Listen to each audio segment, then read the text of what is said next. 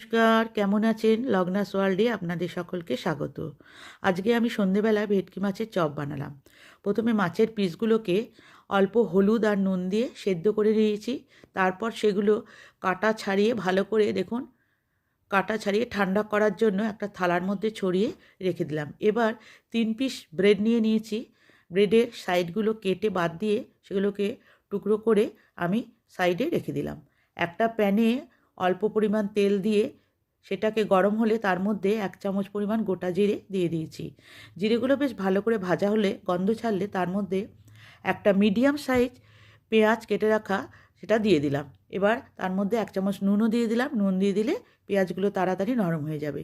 এবার একের পর এক আদা বাটা, রসুন বাটা আর কাঁচা লঙ্কা কুচো দিয়ে দিতে হবে। আপনারা যে যার পছন্দ মতো ঝাল যেমন পছন্দ করেন সেরকম লঙ্কা কুচো দেবেন। এবার তার মধ্যে হলুদ গুঁড়ো, লঙ্কা গুঁড়ো আর জিরে গুঁড়ো দিয়ে ভালো করে নাড়াচাড়া করতে লাগলাম। একটু মশলাটা পুরো ভাজা ভাজা হয়ে গেলে দেখুন, মশলাটা ভাজা ভাজা হয়ে গেলে তার মধ্যে কাটা ছাড়ানো ওই মাছগুলো আমি দিয়ে দিলাম। এই যে দিয়ে ভালো করে নাড়াচাড়া করতে হবে। দেখুন ভালো করে নাড়াচাড়া করে গেলে পুরো মশলাটা মিশে গেলে তার মধ্যে অল্প পরিমাণ কেটে রাখা ধনেপাতা কুচো দিয়ে দিলাম। ধনেপাতা কুচোটা দিয়েও ভালো করে নাড়াচাড়া করতে হবে। এবার তার মধ্যে 1 চামচ গরম মশলার গুঁড়ো আমি দিয়ে দিলাম। গরম মশলার গুঁড়ো দিয়ে নাড়াচাড়া করে অল্প পরিমাণ কিশমিশ দিয়ে আমি নাড়াচাড়া করে ভালো করে গ্যাসটা বন্ধ করে দিলাম। আমার হয়ে গেছে এই মশলাটা তৈরি। এবার একটা থালার মধ্যে মশলাটাকে ঢেলে রেখে দিলাম যাতে তাড়াতাড়ি ঠান্ডা হয়ে যায়, ছড়িয়ে রেখে দিলাম। দেখুন ঠান্ডা হয়ে গেছে। এবার কেটে রাখা ব্রেডের টুকরোগুলো তার মধ্যে দিয়ে ভালো করে মশলাটার সাথে ভালো করে মিশিয়ে দিতে হবে। আমি ভালো করে মেখে নিলাম মশলাটার সাথে দেখুন। আর আমি রোস্টেড আমন্ড রেখেছিলাম সেটাকে টুকরো করে দেখুন তার মধ্যে দিয়ে দিয়েছি। এবার আমি চপের আকার দিয়ে দিচ্ছি। আপনারা যে যার মতো শেপ দিতে পারেন, কেউ কেউ গোলও করতে পারেন। আমি পুরো মশলাটা দিয়ে চপটা পুরো বানিয়ে নিয়েছি।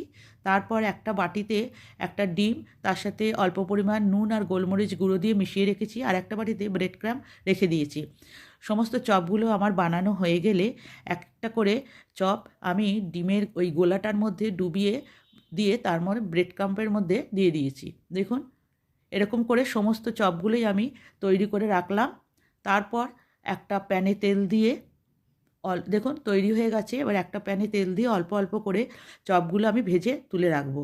বন্ধুরা, আপনাদের কেমন লাগলো জানাবেন। আপনারা আমার মতো করে একবার বানিয়ে দেখবেন, তবে খেতে কিন্তু খুব টেস্ট হয়েছিল। আর আমার চ্যানেল লগ্নাস ওয়ার্ল্ডকে সাবস্ক্রাইব করবেন আর শেয়ার করবেন আর কমেন্ট করবেন। আপনাদের কমেন্ট আমার খুবই প্রয়োজন, আমাকে আরও উৎসাহ যোগাবে। দেখুন বন্ধুরা, দারুণ হয়েছিল খেতে। আপনাদের কেমন লাগলো জানাবেন।